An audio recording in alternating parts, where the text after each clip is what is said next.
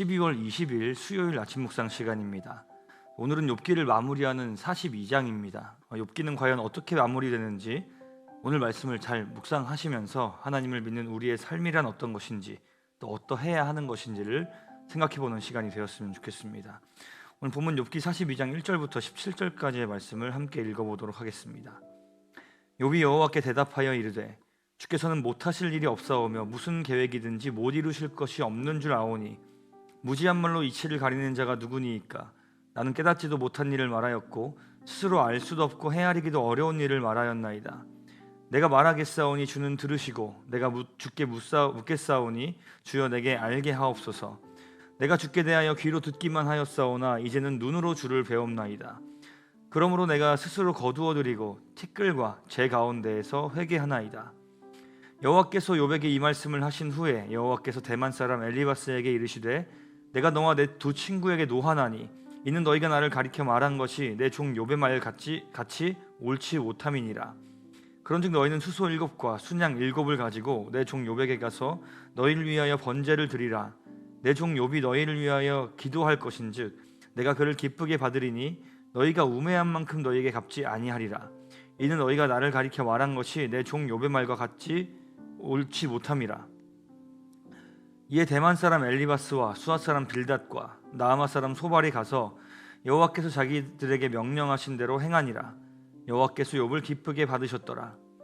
욥이 그의 친구들을 위하여 기도할 때에 여호와께서 욥의 곤경을 돌이키시고 여호와께서 욥에게 이전 모든 소유보다 갑절이나 주신지라. 이에 그의 모든 형제와 자매와 이전에 알던 이들이 다 와서 그의 집에서 그와 함께 음식을 먹고 여호와께서 그에게 내리신 모든 재앙에 관하여 그를 위하여 슬퍼하며 위로하고 각각 캐시타 하나씩과 금고리 하나씩을 주었더라.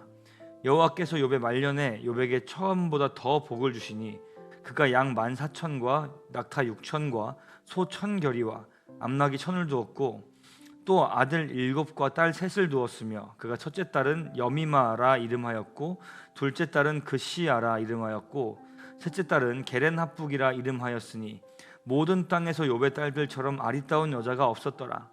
그들의 아버지가 그들에게 그들의 오라비처럼 기업을 주었더라. 그 후에 욥이 140년을 살며 아들과 손자 4대를 보았고 욥이 늙어 나이가 차서 죽었더라. 아멘. 이제 욥기는 42장에 이르러서 마지막 신앙 고백과 새 친구를 향한 하나님의 말씀 그리고 욥은 결국 후에 어떻게 되었는가를 짧게 기록하는 것으로 이 긴 여정을 마무리하고 있습니다.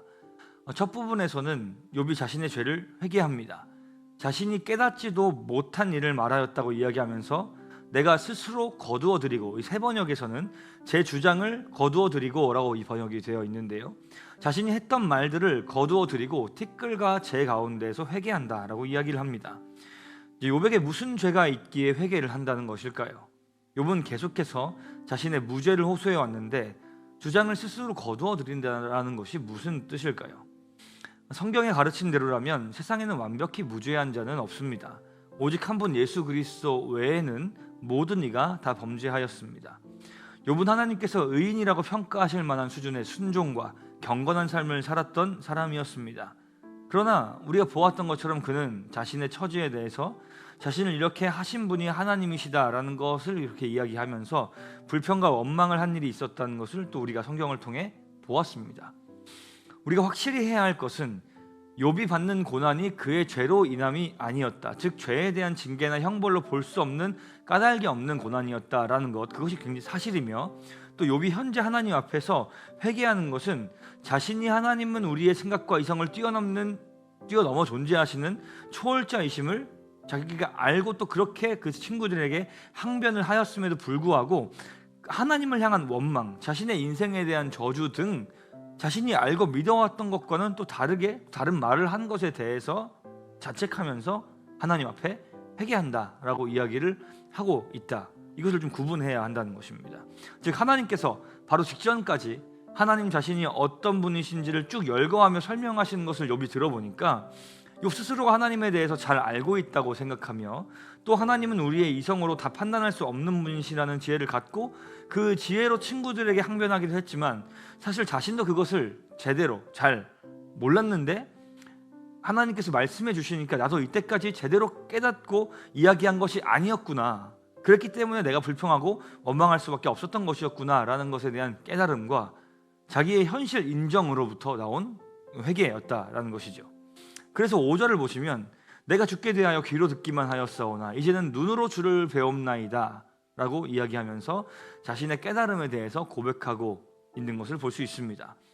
욥이 하나님에 대해서 아주 몰랐던 것이 아닙니다. 규범적 지혜 안에 갇혀있던 친구들과 비교해 보면 욥은 하나님의 초월성, 우리가 감히 다 이해할 수 없는 분이라는 지혜도 갖춘 사람이었습니다. 그런데 자신이 갖고 있던 지혜 또한 사실은 온전한 것이 아니었음을 하나님께서 깨닫게 해주시니 비로소 귀로 듣기만 한 수준에서 눈으로 주를 배우는 수준까지 되는 은혜를 경험을 했으니 자신의 그동안의 이 발언들, 원망했던 것들, 이런 것들을 다 거둬들이고 회개한다라고 이야기를 하는 것이죠. 욥의 신앙은 고난을 지나면서 성숙했습니다. 하나님에 대한 지식이 관념을 넘어서 실체가 되는 순간을 경험하면서 그의 신앙은 한 단계 더 성숙을 하게 됩니다. 자, 이렇게 욥이 회개한 이후로 많은 변화가 일어납니다. 하나님께서 새 친구들을 향해 나무라십니다. 욥은 옳았고 너희가 틀렸다라고 말씀하십니다. 그리고 그들을 향해 욥에게 가서 그들의 죄를 위해서 수송아지와 양을 각각 7마리씩 번제로 바치라고 이야기를 합니다.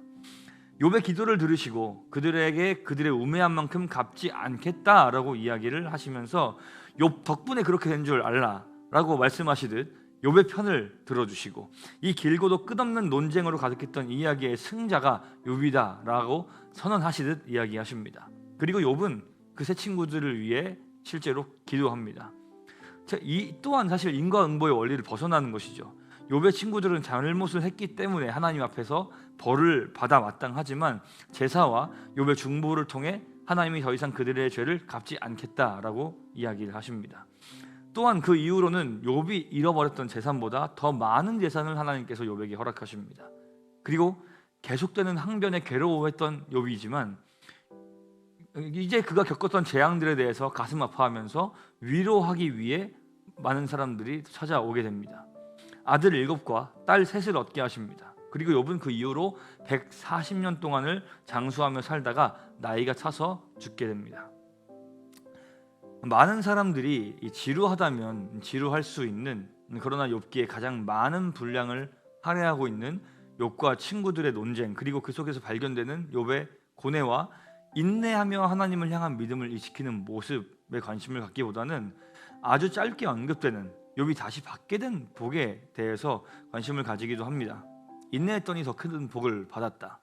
그것이 욥기가 주는 교훈 중에 하나일 수는 있습니다. 실제로 예수님의 동생 야고보가 쓴 신약 성경의 야고보서에서도 욥을 언급하면서 고난 중에 있는 성도들의 본으로 인내의 화신으로서 인내의 끝에 하나님이 복을 주셨으니까 우리도 욥을 따라서 함께 인내하면서 이 믿음의 여정을 잘 견디며 이 고난을 잘 견디며 나아가자라고 하면서 욥을 예로 활용하기도 합니다.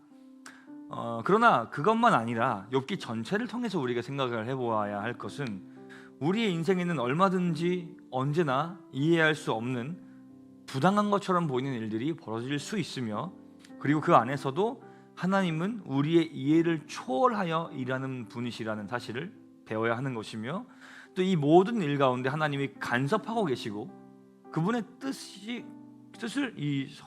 결국엔 선하게 또 신실하게 이루신다는 것을 보여주고 있다. 이런 내용들이 우리가 욥을 통해서 욥기를 통해서 눈여겨보아야 할 배워보아야 할 일이 아닐까 싶습니다. 욥기는 지금까지도 여러 가지 해석이 나오는 좀 아리송하고 굉장히 복잡하고 어려운 책인 것은 분명한 것 같습니다. 우리의 인생과 닮아있지 않은가 싶기도 합니다. 우리 인생도 굉장히 아리송하고 복잡하고 어렵기 때문이죠. 분명한 것은 그 복잡함 안에 하나님이 계심을 우리가 잊지 말고 욥에게 답해 주시고 깨닫게 해주신 것 같은 그 은혜가 우리 삶 가운데도 일어나기를 바라며 또 귀로 듣는 것을 넘어 눈으로 보며 그리스도를 닮은 그 변화된 삶으로 주님을 더 깊이 알고 욥이 변화되어서 그 욥의 친구들을 용서했던 것과 같은 그들을 위해 중보했던 것과 같은 그런 삶으로 나아가는 우리가 될 수 있는 그 은혜가 있기를 간절히 소망합니다. 너무나 긴 여정을 함께 해 오시느라 수고하셨습니다. 우리 함께 기도하며 욥기를 마치도록 하겠습니다. 살아계신 하나님, 우리의 인생이 어떤 과정을 겪고 어떤 일들이 채워질지는 전혀 우리가 알 수 없습니다. 기대하는 바와 같이 이루어질 때도 있고 예상과 전혀 다른 일들이 벌어질 때도 있음을 지금까지도 경험해 왔고 앞으로도 많이 경험하게 될 것입니다.